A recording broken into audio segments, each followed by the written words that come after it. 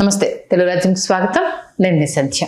ప్రస్తుతం రెండు తెలుగు రాష్ట్రాల్లో పత్రికా స్వేచ్ఛకు సంబంధించి రకరకాల చర్చలు జరుగుతున్నాయి. పత్రికలు నోరు జారడాలు కావచ్చు, మీడియా విపరీత ధోరణిలో పదాలను పలకడం, అంటే వాళ్లకు నచ్చినట్టుగా అల్లి కథనాలు రాయించడం కావచ్చు. దీనికి సంబంధించి గతంలో మహాన్యూస్ పైన జరిగిన దాడి, ఇప్పుడు ఏబిఎన్ పైన జరుగుతున్న దాడి నేపథ్యంలో గతంలో ఈ పత్రికలు ఎవరెవరికి ఒత్తాసు పలికాయి, ఎవరెవరి పత్రికల బారిన పడి నష్టపోయారు అన్న అంశానికి సంబంధించి అనేక విషయాలు ఇప్పుడు తెర మీదకి వస్తున్నాయి. దాంట్లో వైఎస్ రాజశేఖర రెడ్డి గారు కూడా ఒకనొక టైంలో ఏంటి ఈనాడు ఆంధ్రజ్యోతి పత్రిక రాలేదా అంటూ సెటైరికల్గా వాళ్ళ ప్రస్తావన తీసుకొచ్చిన సందర్భాలు, ఇటు కూటమి వచ్చాక ఏంటి సాక్షి రాలేదా, ఎక్కడ మా సాక్షి రిపోర్టర్ అంటూ లోకేష్ గారు అడిగిన సందర్భాలు, ఇలా దెప్పిపొడుపులతో పాటు కొన్ని పార్టీల పతనాలకు, కొందరి మనుగడ విస్తరణకు పత్రికలు వెన్నుదన్నుగా నిలిచాయన్న ఉదంతాలు ఇప్పుడు తెర మీదకి వస్తున్నాయి. దాని లోతుల్లోకి వెళ్ళే ప్రయత్నం చేద్దాం. చరిత్రకారులు, రాజకీయ విశ్లేషకులు చిల్లగడ్డ శ్రీకాంత్ గారు మనతో ఉన్నారు. ఆయన అడిగి మరిన్ని వివరాలు తెలుసుకుందాం. శ్రీకాంత్ గారు నమస్తే. నమస్కారం సంధ్య గారు. మీ తండ్రి గారు ఒక జర్నలిస్టు, ఆ తర్వాత మీరు ఆ కోవలోనే ప్రయాణం సాగించారు. అంటే ఆయన మనము కాసేపటి క్రితం ఒక సీనియర్ జర్నలిస్ట్ వేణుగోపాలరావు గారిని కూడా మనం పలకరించడం జరిగింది. అంటే మా అప్పుడు ఇంత, అంటే బిఫోర్ ఎన్టీఆర్ ఆఫ్టర్ ఎన్టీఆర్ అని మాత్రం చెప్తాను పత్రికా స్వేచ్ఛ గురించి అంటూ చాలా క్లియర్గా కొన్ని అంశాలను రైజ్ చేశారు. మీ నాన్నగారు అప్పుడు చూసిన జర్నలిస్ట్ విలువలు, మీరు స్టార్ట్ చేసినప్పుడు ఇప్పుడు జరుగుతున్న వాటి గురించి ముందుగా మీరు ఏం చెప్తారు? ఇక్కడ మీరు చాలా సమస్యాత్మకమైనటువంటి ప్రశ్నని విశ్లేషణపూర్వకంగా సంధించారు. మా తండ్రి గారు ఆంధ్రపత్రిక కరస్పాండెంట్. ఆంధ్రపత్రికలో జర్నలిస్ట్గా తన ప్రయాణాన్ని మొదలుపెట్టి, ఆయన పెద్ద మనుషులు, ఆయనకి ఒక జాతీయ పక్షపత్రిక ఉండేది. 72లో ఆయన ప్రారంభిస్తే 75లో నేను పుట్టాను. అంటే నేను పుట్టే నాటికి, నాకు ఊహ తెలిసే నాటికి మా ప్రింటింగ్ ప్రెస్సు, మా పత్రికా కార్యాలయం, ఆయన ఆంధ్రపత్రిక కరస్పాండెంటు, అట్లాగే ఆయన సోమేశ్వర స్వామి దేవస్థానం అని దానికి chairman, Madanapalle cultural society founder, general secretary. దీంతో ఏంటంటే కవులు, కళాకారులు, రచయితలు ఈ వాతావరణం మధ్య పెరగడం అనేది ఒక బలమైనటువంటి పునాది. విలువలకి చాలా ప్రాధాన్యత ఇచ్చేవారు. అట్లాగే నైతిక విలువలకి కట్టుబడి ఉండేవాళ్ళు. అలాగే కులాలు, వర్గాలు, మతాలు, ప్రాంతాలు వీటికి చాలా అతీతంగా దానిని చాలా పవిత్రమైనటువంటి ఒక యజ్ఞంలా భావించేవాళ్ళు. మీకు చాలా అతిపెద్ద రెవెన్యూ డివిజన్ అండి మదనపల్లి అంటే. ఆ అతిపెద్ద రెవెన్యూ డివిజన్ మదనపల్లిలో 5-6 మించి పాత్రికేయులు ఉండేవాళ్ళు కాదు, ఇంగ్లీష్ డైలీస్తో కలిపి. ఆంధ్రపత్రిక, ఆంధ్రప్రభ, ఆ తర్వాత వచ్చిన ఈనాడు, ఆంధ్రజ్యోతి, ఆ తర్వాత మీకు ఉదయం వచ్చింది 84లో. ఉదయం కాకుండా విశాలాంధ్ర, ప్రజాశక్తి అవి వస్తుండేవి. వాటికి ఉండేవారు రాజన్న గారిని, ఆయన ఉండేవారు, మల్లిశెట్టి రాజన్న గారు. పురాణం త్యాగమూర్తి శర్మ అని ఆయన ఆంధ్రప్రభకు ఉండేవారు. బాగా పేర్లు కూడా గుర్తున్నాయి నాకు. మా నాన్నగారేమో ఆంధ్రపత్రిక. ఇట్లా మీకు చాలా సుహృద్భావపూర్వమైనటువంటి వాతావరణం, వీళ్ళ మధ్య చాలా స్నేహపూర్వకమైనటువంటి వాతావరణం.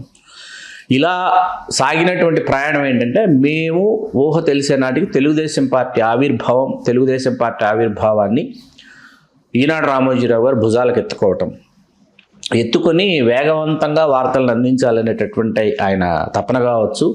అట్లాగే పాఠకులకి, అంటే ప్రజలకి ఆసక్తి ఏ అంశం మీద ఉంది అని తెలుసుకుని దానిని రోజుల తరబడి, వారాల తరబడి కొనసాగించడం అనేటటువంటి ఫాలో అప్ జర్నలిజం అంటారు. దానిని ఈనాడు చాలా అద్భుతంగా దాన్ని ప్రవేశపెట్టగలిగి విజయం సాధించింది. అది వాళ్ళకు రామారావు గారి రాజకీయ ప్రయాణం ఏదైతే ఉందో, ఆ సంవత్సర కాలం రామారావు గారు ముఖ్యమంత్రిగా ప్రమాణ స్వీకారం చేసేంత వరకు కూడా ఒక అద్వితీయమైనటువంటి ప్రయాణం ఈనాడు చేసింది.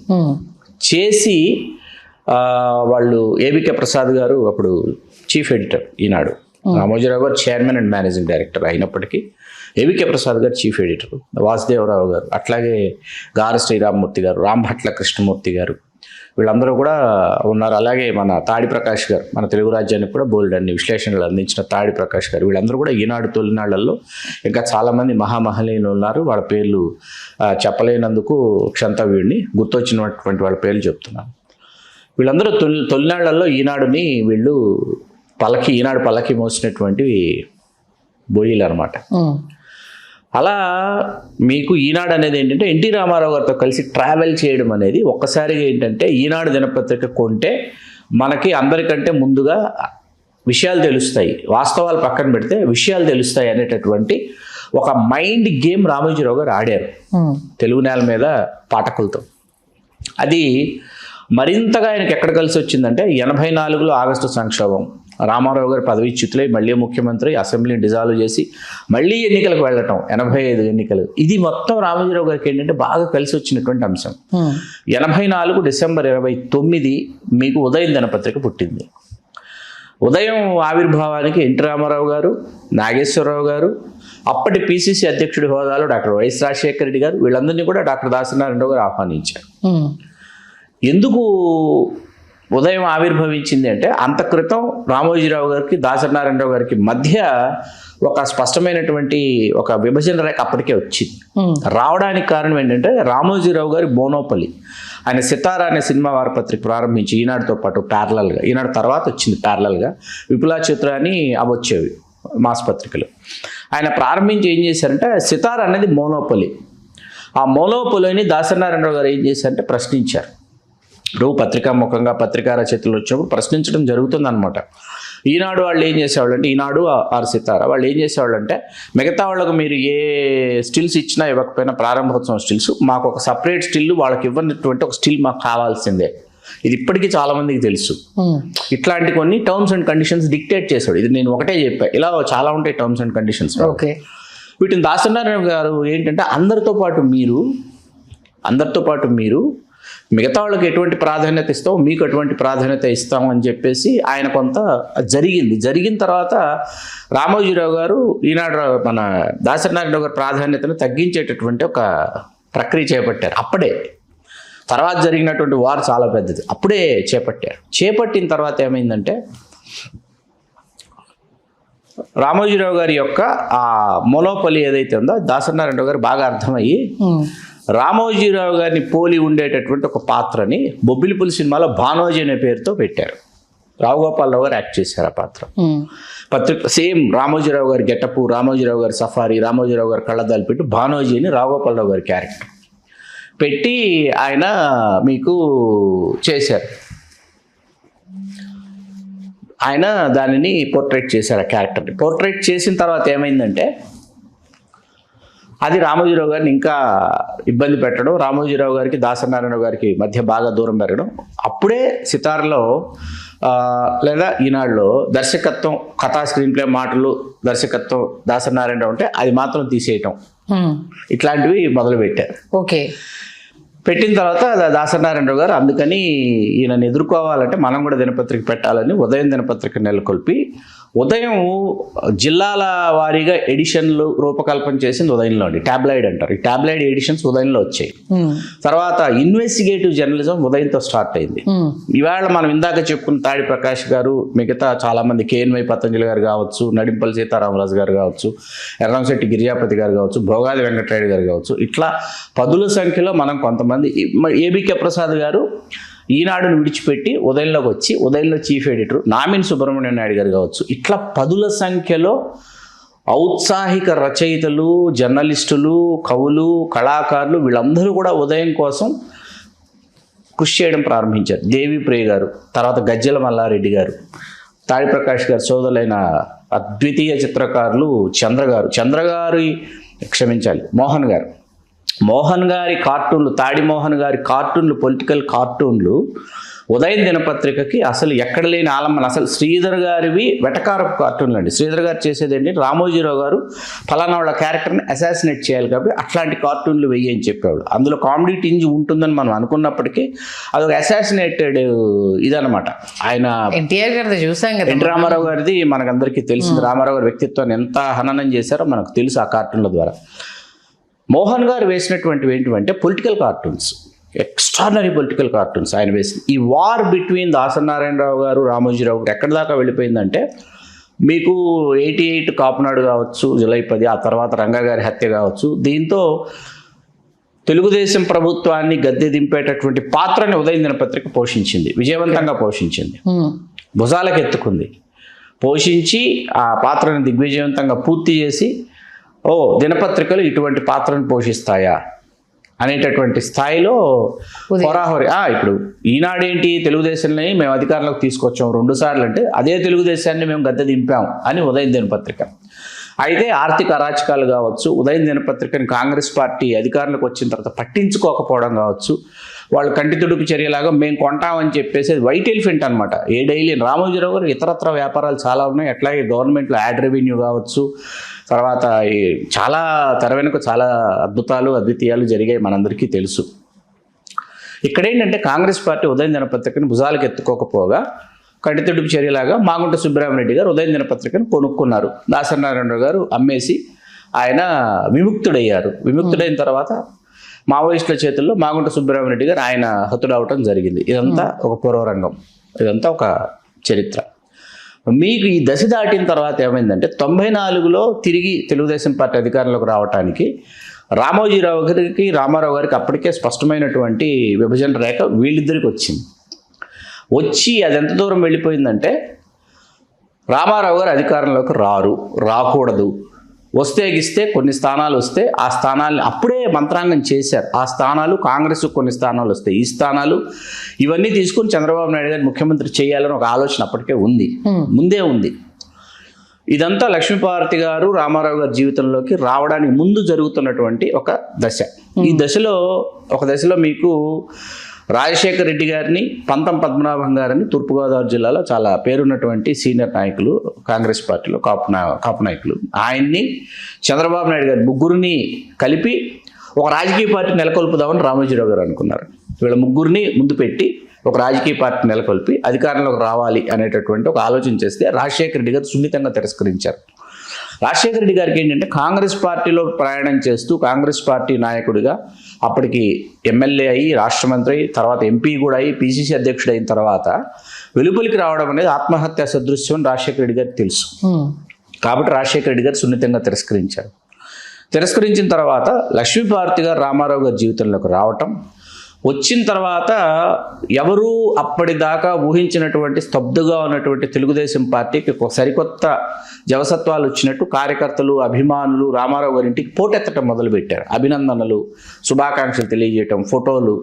ఆ ఫోటోలు సంధ్య గారు మీకు చెప్పాలి నేను, మీరు ఉదయం 5 గంటలకు మీకు సమయం ఇచ్చారు. 5 గంటలకి ఎన్టీ రామారావు గారి ఇంటికి మీరు 5 గంటలకు రామారావు గారి ఇంటికి వెళ్ళిపోయారు. వెళ్ళిపోయిన తర్వాత రామారావు గారిని కలిసి ఆ ఉద్వేగంలో పాదాభివందనం చేసేసి ఆ పూలదండ వేసేసి మీరు రామారావు గారితో ఫోటో దిగాలి. మీకు ఆ సమయానికి జనతా స్టూడియో బాబ్జీ గారు సిద్ధంగా ఫోటోగ్రాఫరు సిద్ధంగా కెమెరాతో ఉండేవారు.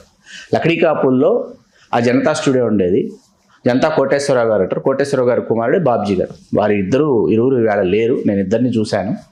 బాబ్జీ గారు మీ ఫోటో తీసి రామారావు గారితో మీరు వెలుపలికి వచ్చిన తర్వాత విజిటింగ్ కార్డ్ తీసి మీరు ఏ ఊరు నుంచి వచ్చారు, ట్రైన్కి వెళ్తారా, సాయంత్రం బస్కి వెళ్తున్నారు, ఎలా వెళ్తున్నారు, లేకపోతే మీ సొంత వెహికల్ ఉందా, లక్డీకాపుల్లో మీరు ఫలానా టైంకి వస్తే మీ ఫోటోలు సిద్ధంగా ఉంటాయి అని చెప్పి మీకు విజిటింగ్ కార్డ్ ఇచ్చేవారు. మీరు వెళ్ళి ఎక్కడున్న అందరూ ఆల్మోస్ట్ అప్పుడు ఏంటంటే లక్డీకాపుల్ పరిసర ప్రాంతాల్లోనే బస్ చేసేవాళ్ళు అక్కడ ఉన్నటువంటి హోటల్స్లో. ఇది చాలా మీరు ఉదయం ఫోటోగ్రాఫర్తో రామారావు గారింట్లో ఫోటోగ్రాఫర్ సిద్ధంగా ఉండి మీ ఫోటోలు తీసి పంపించేటటువంటి ఒక సంస్కృతి. ఇలా జనం పోటెత్తిన తర్వాత ఒక్కసారిగా సమీకరణాలు ఆంధ్రప్రదేశ్లో మారిపోయి కాంగ్రెస్ కూడా 3 ముఖ్యమంత్రుల్ని మార్చటం, ఒకే సామాజిక వర్గానికి చెందిన వాళ్ళని. రామారావు గారి సభలన్నీ విజయవంతం కావటం, తిరిగి అధికారంలోకి రాదు అనుకున్నటువంటి తెలుగుదేశం పార్టీ రావటం, కనీవిని ఎరుగున ఆధిక్యతతో రావటంతో ఏం చేయాలో ఒక 5-6 నెలలు అర్థం కాని పరిస్థితి అనమాట. మీకు ఈలోపు రామారావు గారు, లక్ష్మీపార్వతి గారు ప్రజల్లోకి వెళ్ళటం, సభలకు వెళ్ళటం, రవీంద్ర భారతికి వెళ్ళటం ఇవన్నీ జరుగుతుండగా తెర వెనుక స్పష్టమైనటువంటి ఒక నిర్ణయం తీసుకున్నారు. లక్ష్మీపార్వతి గారిని అసలు ఆవిడ అయిపోతారు, ఇంకా టెక్కలి స్థానం ఆవిడకి విడిచిపెట్టేస్తారు అనేటటువంటి ఒక సిద్ధాంతాన్ని లేవదీసి పదవిచ్యుతుడిని చేసి రామారావు గారిని శాసనసభ్యులందరినీ తన వైపు తిప్పుకుని, ఇక్కడ శాసనసభ్యుల్ని చంద్రబాబు నాయుడు గారు తన వైపు తిప్పుకోవడం అంటే అప్పుడు నాదెండ్ల భాస్కరరావు గారు చేసింది కూడా అదే. కాకపోతే ఆయన బల నిరూపణ సమయానికి అంతమంది లేరు. ఇక్కడ కూడా బల నిరూపణ చేసుకునే ముందు మీకేంటంటే 30 మంది ఉన్నారనుకోండి, చంద్రబాబు నాయుడు గారి దగ్గర 30 మంది వచ్చారనుకోండి, 110 మంది శాసనసభ్యులు చంద్రబాబు దగ్గరికి వెళ్ళిపోయారు ఈనాడులో రాసేవాళ్ళు. చాలా కీలక పాత్ర అంట కదా ఈనాడు పేపర్ తప్పుడు అనేటప్పటికి మిగతా వాళ్ళతో మైండ్ గేమ్. నేను వెళ్ళకపోతే చంద్రబాబు నాయుడు గారు అక్కడ సీఎం అయిపోతే నేను ఇప్పుడు ఆ వర్గంలో నేను లేకపోతే అనేటటువంటి ఒక మైండ్ గేమ్ ఆడారు.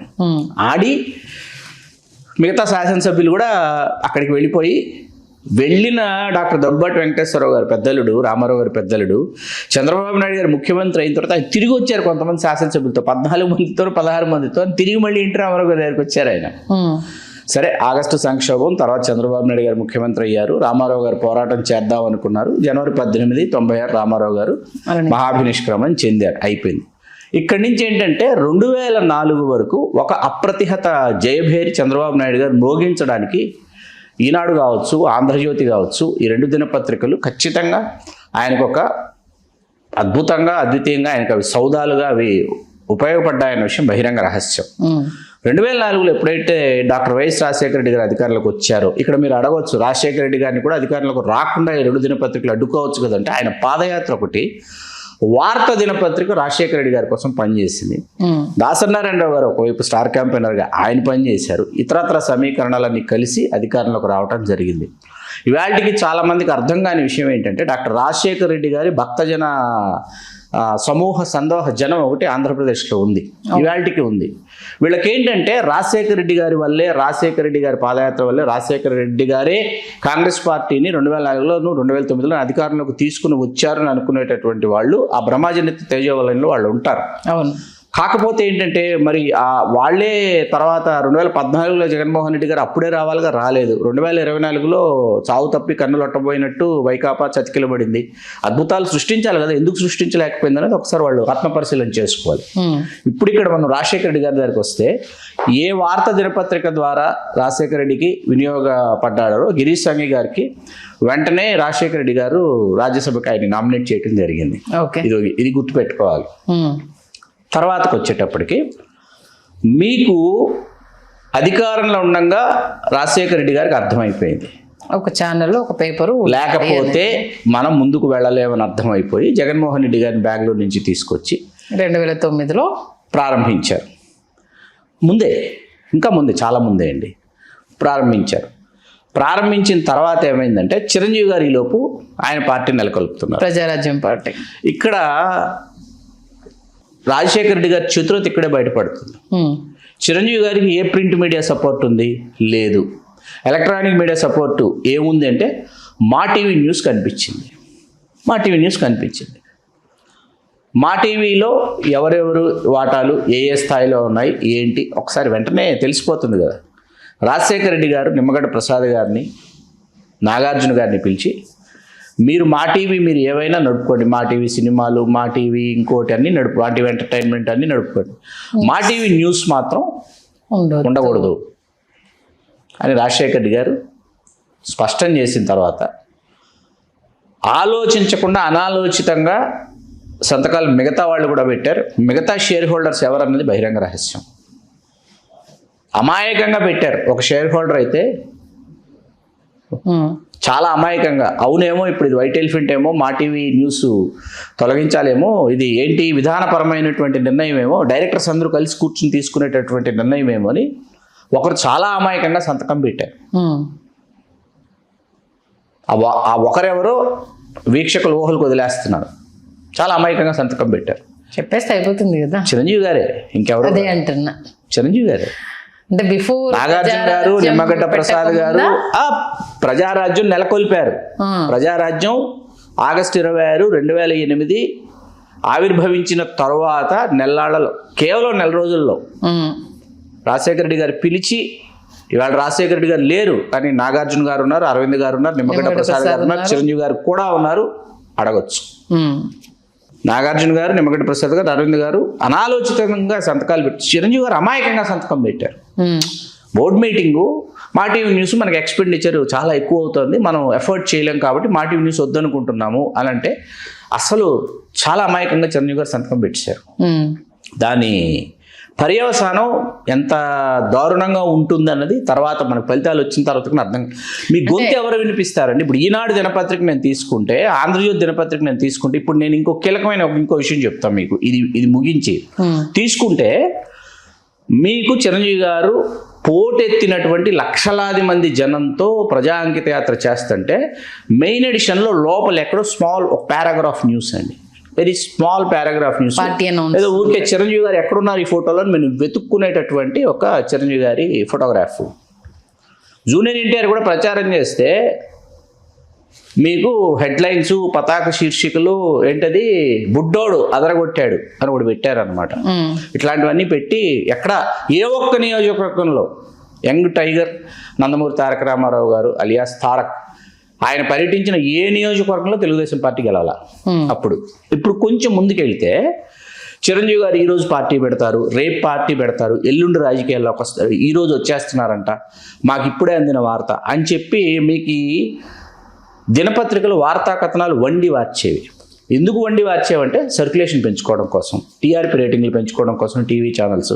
ఎందుకంటే ఒక అమాయకపు సమూహం, ఒక జాతి ఉంది, ఈ జాతి ఉందే, ఈ జాతి జనులు ఎంత అమాయకమైనటువంటి సమూహం అంటే వీళ్ళు వైరల్ చేసుకోవడానికి, వీళ్ళు పత్రికలు కొంచెం చదువుకోవడానికి, వీళ్ళు టీవీల ముందు కూర్చొని ఏంటి ఒక దినపత్రిక అయితే వచ్చేస్తున్నాడు అహో అని పెట్టిందనమాట పతాక శీర్షిక. పేపర్లు దొరకవు మీకు, బ్లాక్లో కూడా దొరకవు మీకు డైలీ పేపర్. ఇదంతా ఒక దశ. ఈ దశ దాటి రాజశేఖర రెడ్డి గారు ఈ సాక్షి పెట్టుకొని తనను తాను అగైన్ ఎలివేట్ చేసుకుని ఏముండాలి, మన గురించి ఏం మాట్లాడాలి, ఏం చెప్పాలి, మన ఫోటో డిజైనర్ డైలీ అండి సాక్షి. మీకు తెలుగునాట దినపత్రికలన్నీ ఆంధ్ర ప్రాంతపు వాళ్ళ ఆధిపత్యంలో నుంచి పుట్టుకొచ్చినవి. ఏ దినపత్రిక తీసుకున్నా, మీరు ఆంధ్రపత్రిక తీసుకున్నా, ఆంధ్రప్రభ తీసుకున్నా, ఆంధ్రజ్యోతి తీసుకున్నా, ఈనాడు తీసుకున్నా, ఉదయం తీసుకున్నా, విశాలాంధ్ర తీసుకున్నా, ప్రజాశక్తి తీసుకున్నా, ఏవి తీసుకున్నా రకరకాల భావజాలాలతో వాళ్ళ యొక్క అనేక సమీకరణలతో ఇవి పుట్టుకొచ్చిన ఒక సాక్షి మాత్రమే రాయలసీమ ప్రాంతం నుంచి తీసుకొచ్చినటువంటి వేటకొడవలు అనమాట. ఈ వేటకొడవలు రావడమే ఒక డిజైనర్ డైలీ తీసుకురావడం అనేది రామోజీరావు గారి కళ. ఆయన వల్ల సాధ్యం కాలే, జగన్మోహన్ రెడ్డి గారి వల్ల సాధ్యమైంది. ఒక కె శ్రీరామచంద్రమూర్తి గారు, ఒక కేఎన్వై పతంజలి గారు, ఒక దేవులపల్లి అమర గారు, ఎలాంటి వాళ్ళు మీకు, తర్వాత కె శ్రీనివాస్ గారు, ఎలాంటి వాళ్ళు మీకు అక్కడ సాక్షిలో తొలినాళ్లలో వీళ్ళు ఎటువంటి పాత్ర పోషించారు. మీకు రాజశేఖర రెడ్డి గారి మరణానంతరం ఏమైందంటే దానిని ఒడిసి పట్టుకొని దానిని పాఠకులకి అనుగుణంగా తీర్చిదిద్దేటటువంటి వాళ్ళ హృదయాలు చొరగొట్టేటువంటి చర్యలు అక్కడ జరగలేదు. ఎందుకు అంటే మొన్న 2024లో మీరు ఓటమి పాలయ్యారు. మిగతా ఎన్నికల గురించి వివరాలు ఉన్నాయి తప్ప ఆంధ్రప్రదేశ్ ఎన్నికల గురించి తెలుగు నేల మీద తెలుగు రాష్ట్రాల్లో వచ్చేటటువంటి దినపత్రికలో కూటమి సాధించిన విజయం గురించి మీరు వార్తను మీరు కవర్ చేయరు. ఫోటోగ్రాఫ్స్ లేవు, ఏఎంఎల్ఎస్ ఫోటోగ్రాఫ్స్ లేవు, మెజార్టీస్ గురించి డిస్కషన్ లేదు, మేము ఓడిపోయామని మీరు ఒప్పుకోలు లేదు. మీకు అర్థమవుతుంది కదా. కాబట్టి ఏంటంటే ఇవాళ మీరు లేవనెత్తినటువంటి ఆ రెండు పత్రికలని ముఖ్యమంత్రిగా ఉన్నప్పుడు డాక్టర్ వైఎస్ రాజశేఖర రెడ్డి గారు వాపోయేవారు, చిరంజీవి గారు వాపోయేవారు. అదే ప్రజారాజ్యం టైంలో పత్రికలే ఒక ఇంత ప్రజారాజ్యం పునాదుల్ని కన్ఫ్యూజ్ చేశాయి. ఖచ్చితంగా వాళ్ళ పాలవడానికి కీ రోల్ అంటే చిరంజీవి గారే స్వయంగా ప్రెస్ మీట్ పెట్టి ఎందుకు మా వాళ్ళని ఇంత కన్ఫ్యూజ్ చేస్తున్నారు అంటే రాని ఆ సమయంలో సంజయ్ గారు, ఆ సమయంలో ఏంటంటే నేను చాలా తీవ్రంగా ఖండించా. వాళ్ళ మీద మీరు మాపై ఎందుకు మీకు ఈ కక్షాన్ని మీరు ప్రశ్నించడం ఏంటి? మనకు సామర్థ్యం ఉంటే, మనలో శక్తియుక్తులు ఉంటే, మనలో కమిట్మెంట్ ఉంటే మనం ప్రింట్ మీడియా, మనం ఎలక్ట్రానిక్ మీడియా అయి చూపిద్దాం. మన గొంతుకు మనమే వినిపిద్దాం, మన రాత మనమే రాసుకుందాం, మన కొత్త రాత మనమే లిఖించుకుందాం. వాళ్ళని మనం దేవరించడం ఏంటి? మీకు అర్థమైంది కదా. 2009లో రాజశేఖర రెడ్డి గారు అధికారంలోకి వచ్చినా, 2019లో జగన్మోహన్ రెడ్డి గారు అధికారంలోకి వచ్చినా వాళ్ళ రాత వాళ్ళు రాసుకొని వాళ్ళ గొంతు వాళ్ళు వినిపించుకున్నారు. కాబట్టి వాళ్ళకి అర్థమైంది వీళ్ళు ఉండగా సాధ్యపడుతుంది, వాళ్ళకి అర్థమైంది. ఇవాళ ఇది రకరకాల ఎన్ని రూపాలు కాదు, ఎన్ని వికృత రూపాలు దాల్చాలో అన్ని వికృత రూపాలు దాల్చేసింది సోషల్ మీడియాలో. సామాజిక పరంగా, ప్రాంతాల పరంగా, వర్గాల పరంగా మనం ఏ విధంగా మనం విభజించబడ్డామో ఇవాళ మనం సోషల్ మీడియాలకు ఒకసారి వెళ్తే మనకు అర్థమైపోతుంది. మనం ఏదైనా ఇప్పుడు మనం మాట్లాడుతున్నామండి, ఇందులో జగన్మోహన్ రెడ్డి గారి గురించి మనం ఏదైనా పాజిటివ్ మాట్లాడామనుకోండి, యు ఆర్ ఫ్రమ్ వైసీపీ, మీరు వైసీపీకి అనుగుణంగా మాట్లాడుతున్నారు. లేదు మనం లోకేష్ గారి గురించి మాట్లాడామనుకోండి పాజిటివ్గా, లోకేష్ గారు గ్రూమింగ్ గురించి ఆ మధ్య మనం మాట్లాడాం. లోకేష్ గారు గ్రూమింగ్ పొలిటికల్గా ఎట్లా గ్రూమ్ అయ్యారని మాట్లాడితే ఇమీడియట్గా మీరు తెలుగుదేశం వాళ్ళ, పవన్ కళ్యాణ్ గారి గురించి మాట్లాడితే జనసేన వాళ్ళ. ఇక్కడ మనం అందరి గురించి మాట్లాడుతున్నాము, అందరి గురించి చర్చిస్తున్నాము, అందరి గురించి విశ్లేషణ చేస్తున్నాం అని చెప్పినా కూడా ఏంటంటే మనల్ని ఒక వర్గంగానో, కులంగానో, మతంగానో, ప్రాంతంగానో, పార్టీగానో చూడాలనుకునేటటువంటి మైండ్ సెట్లోకి పాఠకులు, వీక్షకులు, జనాలు తయారైపోయారు. వాస్తవం ఇది. అది ఓకే, ఇప్పుడంటే మరి పత్రిక పైన దాడి అయితే ఖచ్చితంగా ఖండించాల్సిందే. బట్ ఆ రాతలకు సంబంధించి ఏంటి మరి? ఏ రాతలకు సంబంధించి? భార్యల్ని చెల్లెళ్ళుగా చేసి ఇంకొకరికి కట్టబెడతారు అనేది అది సమర్థనీయం అయితే కాదు. కాకపోతే ఏంటంటే ఎట్టి పరిస్థితుల్లో ఈ విషయానికి సంబంధించి ఇప్పుడు ఆంధ్రజ్యోతి ఎలా సమర్థించుకుంటుందంటే, అమరావతిని వేసల రాజధాని అన్నప్పుడు క్షమాపణలు చెప్పారా? భువనేశ్వర్ గారి గురించి మాట్లాడినప్పుడు క్షమాపణలు మీ అధినేత వచ్చి చెప్పాడా అంటూ ఎదురుదాడి కూడా జరుగుతోంది. దానికి సంబంధించి ఇప్పుడు హోంమంత్రి అనిత గారు అసలు చాలా అద్భుతమైన విషయాల్ని ఆయన తెలుగు నేలకు అందించారు. ఎన్నో కుట్రల్ని ఆయన తేడతెల్లం చేశారు. అలాంటి పత్రిక మీద ఇలా దాడి చేయడం కరెక్ట్ కాదు, ఆయన ఏం రాశారని ఇంతలా ఇది చేస్తున్నారు అంటూ ఆవిడ చేసిన ఒక మాట ఇప్పుడు సాక్షాత్తు హోంమంత్రి గారు ఆ మాట అన్న తర్వాత మనం ఏం మాట్లాడినా కూడా దానివల్ల హాస్యాస్పదంగా చిత్రీకరిస్తారు సంధ్య గారు. ఎందుకంటే మీరు ఎదురుగుండా ఒక వ్యక్తిని మీరు కూర్చోబెట్టుకొని మీరు దానికి ఒక కార్యక్రమానికి ఒక పేరు పెట్టుకొని మీరు ఆ ఎదుటి వ్యక్తి యొక్క వ్యక్తిత్వాన్ని మీరు రకరకాలుగా మీరు చిత్రీకరిస్తూ మీకు తోచినటువంటి బయట మీకు అందినటువంటి సగం సమాచారంతో ఎదుటి వ్యక్తుల యొక్క మనోభావాలతో మీరు ఆటలాడుకునేటటువంటి స్వేచ్ఛ కానీ హక్కు కానీ మీకు ఎవరిచ్చారు? అంటే మీరు ఒక పత్రికా అధిపతి, ఒక పత్రికకి వ్యవస్థాపకుడు లేకపోతే సంపాదకుడు అయిపోయినంత మాత్రాన ఎదుటి వ్యక్తికి ఒక వ్యక్తిత్వం ఉంటుంది, ఆ వ్యక్తికి ఒక స్థాయి ఉంటుంది.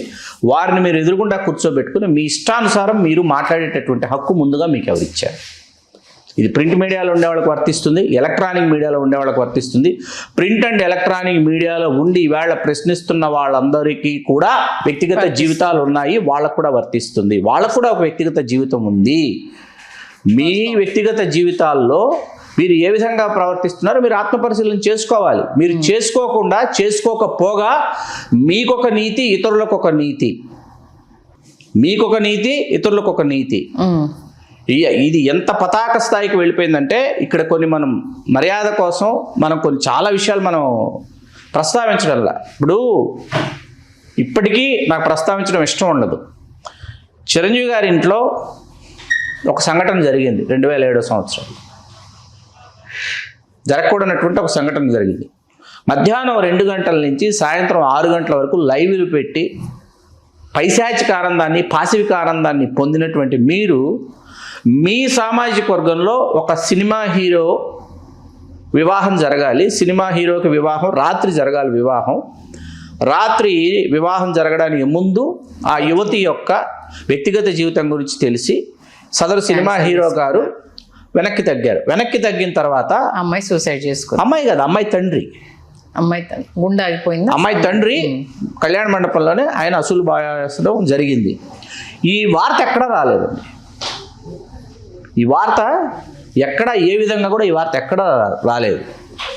అంటే ఒక సామాజిక వర్గానికో లేకపోతే మరొకరికో ఇంకొకరికో మీకు సంబంధం లేని మీ సామాజిక వర్గం కాని వాళ్ళ వ్యక్తిత్వాల్ని హననం చేసేటటువంటి హక్కు మీకు ఎవరిచ్చారు?